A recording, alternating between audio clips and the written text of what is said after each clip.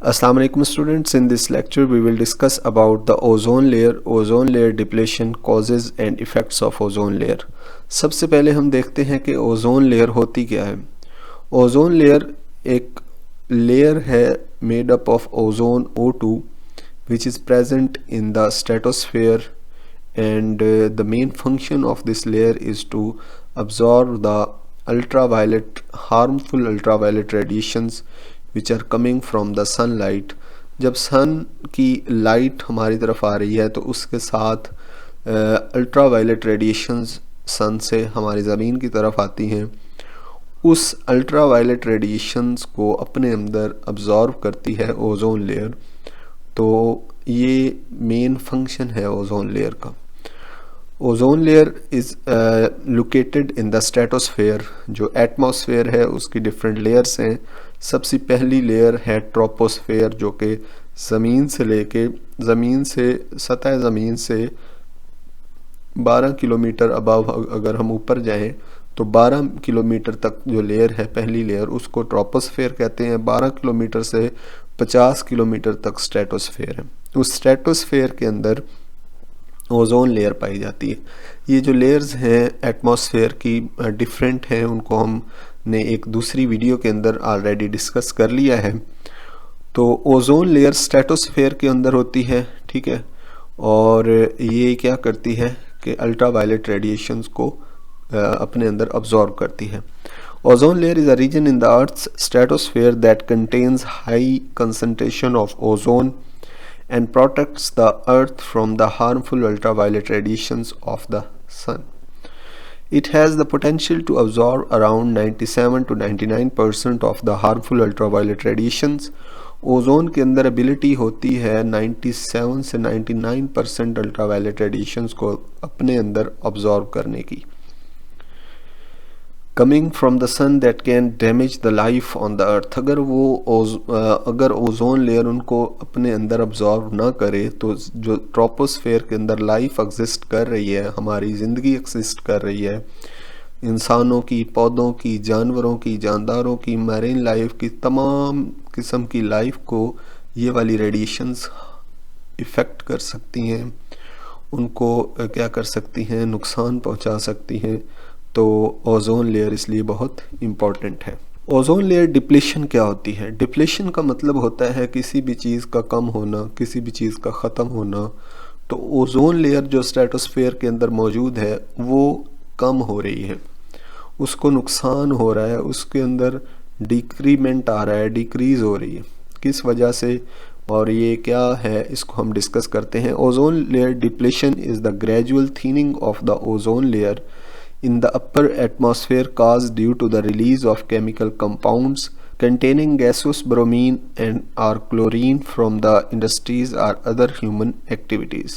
होता ये है कि जो ओजोन लेयर स्ट्रेटोस्फेयर के अंदर मौजूद है, जो ज़मीन पर डिफरेंट इंडस्ट्रियल और केमिकल एक्टिविटीज़ हो रही हैं, उसके नतीजे में एक गैसुअस धुआं ओजोन की तरफ जाता है, ट्रोपोस्फेयर से निकलकर स्ट्रेटोस्फेयर पर जाता है, और उस धुएं के अंदर अगर ब्रोमीन और क्लोरीन मौजूद है तो वो ब्रोमीन और क्लोरीन क्या करता है, ओजोन को नुकसान पहुंचाता है, ओजोन को ख़त्म करता है, ओजोन के मॉलिक्यूल्स को डिस्ट्रॉय करता है, क्लोरीन और ब्रोमीन। तो इस प्रोसेस को क्या कहते हैं? Ozone layer depletion.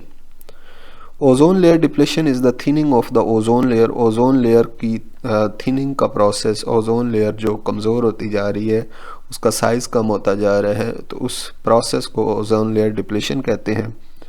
Present in the upper atmosphere, this happens when the chlorine and bromine atoms in the atmosphere come in contact with the ozone and destroy the ozone molecules. Depletion होती कैसे है? जब भी bromine और chlorine के atoms ozone की तरफ आएंगे तो वो ओजोन के साथ रिएक्ट करेंगे और ओजोन को ख़त्म कर देंगे।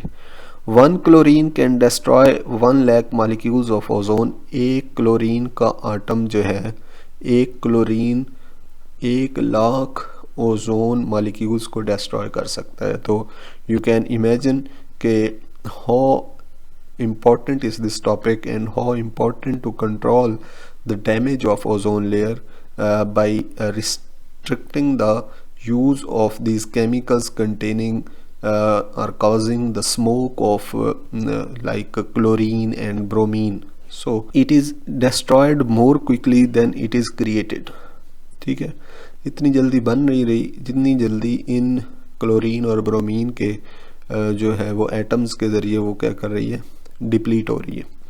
Some compounds release chlorine and bromine on exposure to the high ultraviolet light, which then contribute to ozone layer depletion. होता यह है कि कुछ कंपाउंड्स होते हैं उनके अंदर से क्लोरीन और ब्रोमीन रिलीज़ होती है जब उन पे हाई लाइट पड़ती है, और इससे क्या होता है, ओजोन लेयर डिप्लीशन होती है. Such compounds are known as ozone depleting substances, ODS. This is an important MCQs.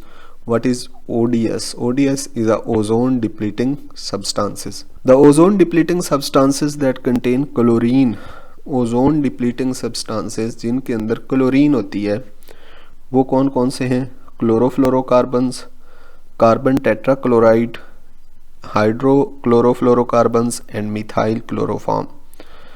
ये हैं ऐसे सब्सटेंसेस, ऐसे ओजोन डिप्लीटिंग सब्सटेंसेस जिनके अंदर क्लोरीन होती है. सबसे पहला chlorofluorocarbon, the second one carbon tetrachloride, hydrochlorofluorocarbons and then methyl chloroform. Whereas the ozone depleting substances that contain bromine are halogens, methyl bromide and hydrobromo-fluorocarbons. ठीक है, तो ये थे ODS. दो किस्म के ODS हैं, दो किस्म के ओजोन डिप्लीटिंग सब्सटेंसेस हैं. एक वो जिनके अंदर क्लोरीन होती है और एक वो जिनके अंदर ब्रोमीन होती है. उसके बाद causes of ozone layer depletion. Ozone layer depletion की 3 मेन कॉजेज हैं जिनको आपने माइंड में रखना है. सबसे पहले क्लोरोफ्लोरोकार्बन्स है. The second one unregulated rocket launches and nitrogenous compounds. ठीक है, क्लोरोफ्लोरोकार्बन्स और CFS are the main cause of ozone layer depletion. ये मेन कॉज है ओजोन लेयर डिप्लीशन की. These are released by the solvents, spray aerosols, refrigerators. ये इसके sources हैं. Chlorofluorocarbons आ कहाँ से रही हैं? सॉल्वेंट से, स्प्रे एरोसोल से, रेफ्रिजरेटर्स से. ये जो हमारे घरों में रेफ्रिजरेटर्स जो बड़े पैमाने पे इस्तेमाल हो रहे हैं उनमें से गैस रिलीज होती है. एयर कंडीशनर्स इनके अंदर से. The molecules of chlorofluorocarbons in the stratosphere are broken down by ultraviolet radiations. अच्छा, ये जो ODS है ना, ओजोन डिप्लीटिंग सब्सटेंसेस, क्लोरोफ्लोरोकार्बन जा रही है, क्लोरीन नहीं जा रही. लेकिन जब ये क्लोरोफ्लोरोकार्बन स्ट्रेटोस्फेयर के अंदर जाती है तो वहाँ पे होता ये है कि वहाँ पे जो लाइट पड़ती है इस पे, ठीक है, उससे अल्ट्रावायलेट रेडिएशंस इस पे पड़ती हैं और उससे क्या होता है कि ये क्लोरोफ्लोरोकार्बन्स का जो एक गैस का मजमूआ था वो टूट के उसके अंदर से क्लोरीन अलग हो जाती है. वो क्लोरीन देन रिएक्ट करती है किसके साथ?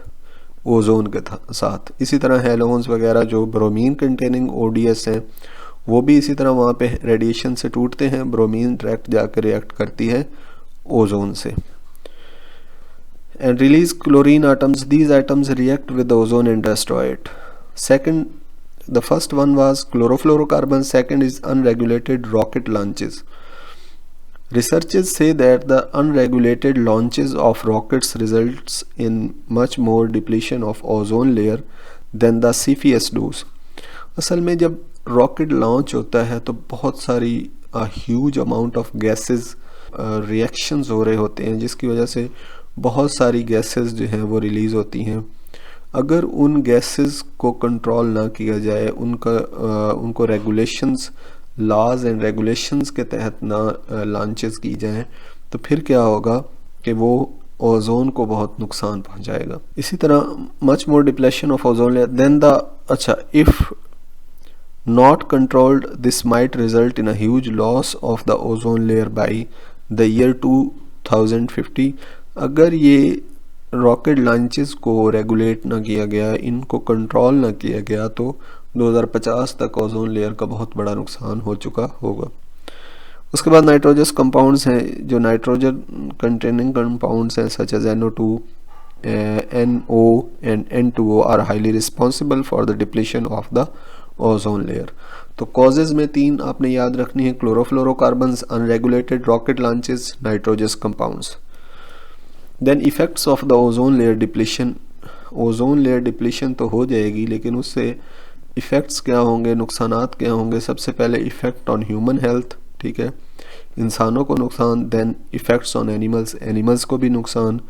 Effects on the environment, environment के अंदर पौधे वगैरह हैं उनको भी नुकसान, ठीक है, जितने भी जानदार हैं सबको नुकसान बारी बारी, मतलब पहले इंसानों को, देन एनिमल्स को, देन इन्वायरमेंट एंड फॉरेस्ट, ठीक है। Then effect on marine life, जो कि समंदरों के अंदर जानदार हैं उनको भी नुकसान पहुंचाता है, ठीक है। इफ़ेक्ट्स ऑन ह्यूमन लाइफ कैसे है, humans will be directly expose to the harmful ultraviolet radiation. अगर ओजोन ख़त्म हो जाएगी, ओजोन थिन हो जाएगी, तो रेडिएशन जो है वो ज़मीन पे आना शुरू हो जाएंगी और वो डायरेक्ट इन कांटेक्ट हो जाएंगी इंसान के जिस्म के साथ, और इससे बहुत सारी डिजीज़ पैदा होंगी। Due to the depletion of the ozone layer, this might result in a serious health issues among humans such as skin diseases, cancer, sunburns, cataract, quick aging and weak immune system, ठीक है। ये जो है इंसानों के अंदर बीमारियां हो सकती हैं अगर ओजोन लेयर डिप्लेशन होती है। तो सबसे पहले स्किन डिजीज़ेज़ होंगी, ठीक है, कैंसर होगा, सनबर्न्स होंगी, कैटरेक्ट, क्विक एजिंग होगी, आपका इम्यून सिस्टम कम होगा। ये जैसा कि ना आप जाएं ऑस्ट्रेलिया के अंदर ओजोन लेयर जो है वो बहुत कमज़ोर है, तो वहाँ पे बहुत ज़्यादा ये वाली डिजीज़ेज़ होती हैं, कैंसर और आई डिजीज़ेज़ और इम्यूनिटी प्रॉब्लम्स है वहाँ पे, ठीक है। Effects on the animals, direct exposure to the ultraviolet radiation leads to skin and eye cancer in the animals. Animals के अंदर क्या क्या हो सकता है, स्किन कैंसर हो सकता है और आई कैंसर हो सकता है एनिमल के अंदर। Effects on the environment, environment की बात करें, स्ट्रॉन्ग अल्ट्रावायलेट रेज में lead to the minimal growth, पौधों की ग्रोथ जो है वो कम हो जाएगी, ठीक है। फ्लावरिंग, पौधे फ्लावर्स नहीं करेंगे क्योंकि उनकी ग्रोथ भी कम हो गई, उनके अंदर जो एबिलिटीज़ हैं वो भी कम होना शुरू हो जाएंगी, ठीक है। And photosynthesis in the plants, जो फोटोसिंथेसिस प्रोसेस है जो कि वेरी इंपॉर्टेंट प्रोसेस है इस ज़मीन के अंदर और जानदारों के लिए बहुत इम्पॉर्टेंट प्रोसेस है फोटोसिंथेसिस। इसके बगैर ऑक्सीजन पैदा नहीं होती और कार्बन डाइऑक्साइड कंज्यूम नहीं होती, तो उस पे भी ये क्या असरअंदाज होगी, ozone layer depletion. Forest may also have to bear the harmful effects of the ultraviolet rays. Effects on the marine life. Planktons are greatly affected by the exposure to the harmful ultraviolet rays. Planktons को बहुत नुकसान होगा। These are higher in the aquatic food chain. Aquatic food chain की जब हम बात करते हैं तो ये इनका बहुत इम्पोर्टेंट रोल है प्लैंक्टन्स का। तो अगर वो इफ़ेक्ट हुए तो पूरी फूड चेन ही इफ़ेक्ट हो जाएगी। If the planktons are destroyed, the organism present in the food chain are also affected. तो इफ़ेक्ट्स किस पे हो सकता है, ह्यूमंस पे, एनिमल्स पे, पौधों पे एंड देन मरीन लाइफ पे। सॉल्यूशंस इसके कुछ हैं कि आप क्या कर सकते हैं कि आप avoid using ODS, ozone depleting substances का इस्तेमाल आप कम कर दें। फॉर एग्ज़ाम्पल आप रेफ्रिजरेटर्स का इस्तेमाल कम करें, ACs का इस्तेमाल कम करें, आप व्हीकल्स का इस्तेमाल कम करें ताकि उसके जो ये हार्मफुल गैसेस हैं वो रिलीज़ ही कम हो, ठीक है। Reduce the use of ozone depleting substances, for example, avoid the use of CFS in refrigerators and air conditioners, replacing the halon based fire extinguishers जिनके अंदर हेलोन्स होती हैं उनको रिप्लेस कर दें, ठीक है। Minimize the use of vehicles जो गाड़ियाँ हैं उनका यूज़ कम करें। आप जो है वो प्राइवेट जो ट्रांसपोर्ट है उसको प्रेफर ना करें और पब्लिक ट्रांसपोर्ट को करें। इस तरह एक ही गाड़ी जो है वो बहुत सारे लोगों को अकोमोडेट कर सकेगी और इस तरह जो है वो क्या होगा कि धुएं जो है वो कम हो जाएंगे। The vehicles emit a large amount of green house gases that lead to the global warming as well as ozone depletion, therefore the use of vehicles should be minimized as much as possible.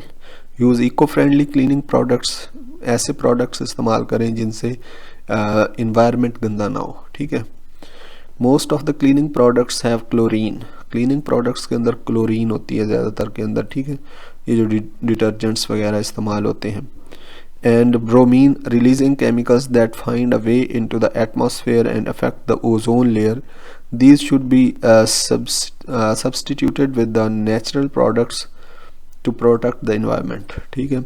Use of nitrous oxide should be prohibited. वही nitrous oxide जो कि affect कर रहा था उसको भी prohibit किया जाए. The government should take action and prohibit the use of harmful nitrous oxide that is adversely affecting the ozone layer. People should be made aware of the harmful effects of nitrous oxide and the products emitting the gas so that its use is minimized at the individual level as well. तो आपने ये तमाम मैयज़ करने हैं ताकि ozone layer कम हो सके. तो ये था आज का लेक्चर जिसके अंदर हमने ओज़ोन को डिस्कस किया, ओज़ोन लेयर डिप्लीशन को डिस्कस किया, उसकी हमने काजेज़ पढ़ी, इफ़ेक्ट्स पढ़े और सम सॉल्यूशंस हमने देखे. तो ये एक कंप्लीट टॉपिक था फॉर द लॉन्ग क्वेश्चन. अगर आपको ये वीडियो अच्छी लगी तो हमारे यूट्यूब चैनल को सब्सक्राइब और वीडियो को लाइक कर दें. Thank you very much.